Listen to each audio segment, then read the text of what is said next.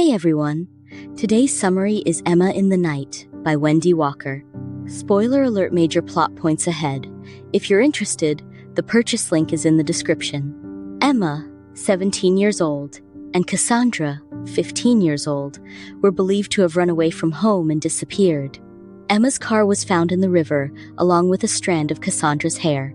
Their disappearance remained a mystery for 3 years until Cassandra came back. Cass appeared at the doorstep, rang the doorbell, and waited for her mother to open. Her mother, Judy Martin, hugged her tightly as she cried. Judy took care of Cass, letting her eat, take a shower, and rest. Cass's stepfather, Jonathan Martin, called the police to inform them of her return. Dr. Abby Winter and Leo Strauss immediately went to the Martin house to ask Cass what had happened. Their mother, Judy, was first married to Owen Tanner. Judy always needed constant praise from her daughters, wanting to hear how beautiful she was and how great a mother she was. Cass and Emma went along with it, but as they grew older, they began to realize something was wrong. Judy was a narcissist. Judy cheated on Owen with Jonathan Martin. After Judy and Owen divorced, they had a custody battle. Both Cass and Emma wanted to live with their father. Cass even voiced this, which clearly angered their mother. Emma chose to stay with Judy. Owen eventually gave up, and Judy won custody. Even after winning, Judy remained angry at Cass and insisted she call her Mrs. Martin. After the divorce, Jonathan Martin moved in with his son Hunter, and that's when things started getting worse. Here's the story Cass told Abby and Leo during the interview. According to Cass, she and Emma were fighting over a necklace on the night they disappeared. When Cass noticed Emma was about to leave, she hid in Emma's car. Emma met someone by the river, and Cass yelled at her. Emma got angry because Cass had ruined her plan to run away, and now Cass had come with them. Emma was running away because she was pregnant, but hadn't told Cass who the father was. They ran away with the help of Ben and Lucy, a childless couple who treated them very well. They were happy since Ben and Lucy were kind until Emma gave birth to a girl. Ben and Lucy didn't let Emma hold the baby and treated the child as their own. Ben and Lucy said they could leave the island any time, but Cass and Emma later realized it only meant the two of them. The baby, Julia, was to stay with Ben and Lucy on the island. Emma asked Cass to find a way to escape. Cass was supposed to leave the island and bring back help. Cass tried once but got caught by the boatman Rick, who was very loyal to Ben and Lucy. Cass was disappointed but later thought of another way to leave by seducing Rick. She heard from Ben and Lucy that Rick had witnessed a woman being raped by another fisherman and felt guilty and ashamed for not doing anything. Cass used this secret against Rick to make him distrust Ben and Lucy. After all, they had just told her his secret.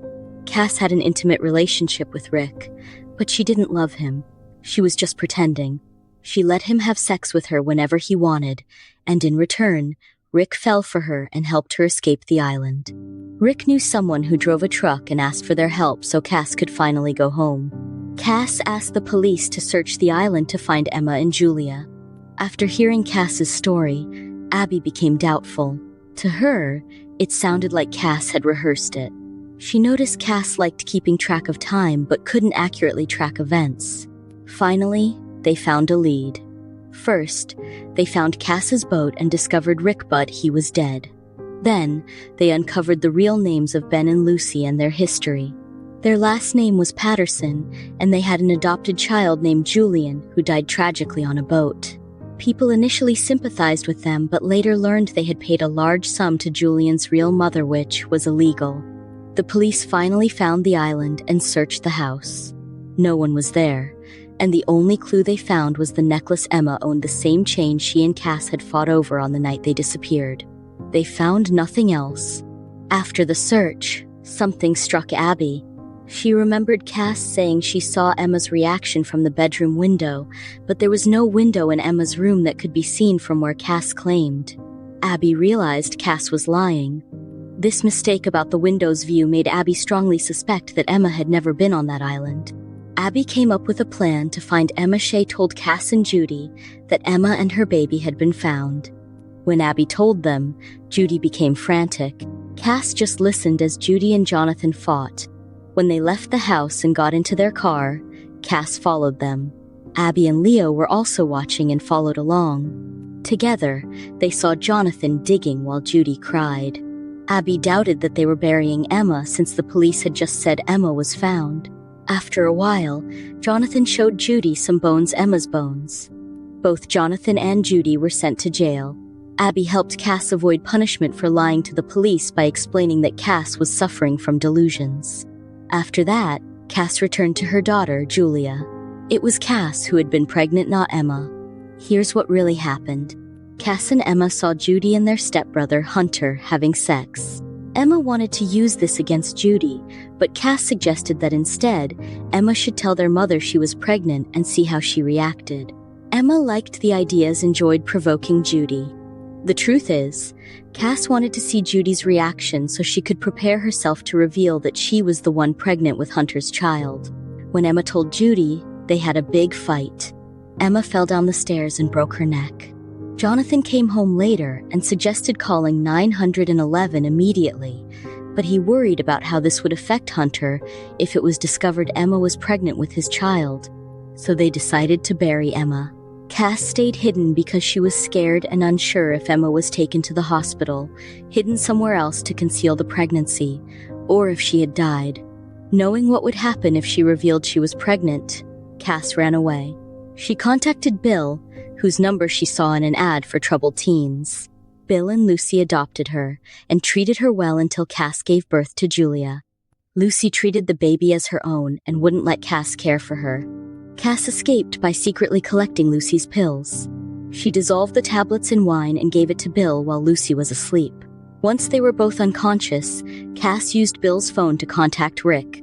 She took the baby and waited for Rick. When they met, he told her to go back and return the baby. Cass was deeply disappointed after all she had done for Rick. His loyalty remained with Ben and Lucy. So, she killed him by pushing the boat into the rocks and sailed away alone with Julia.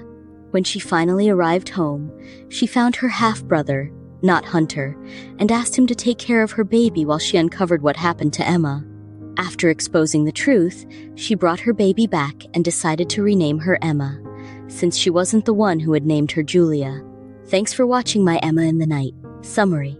If you enjoyed it, the book link's in my bio. Don't forget to subscribe and check out my other summaries too.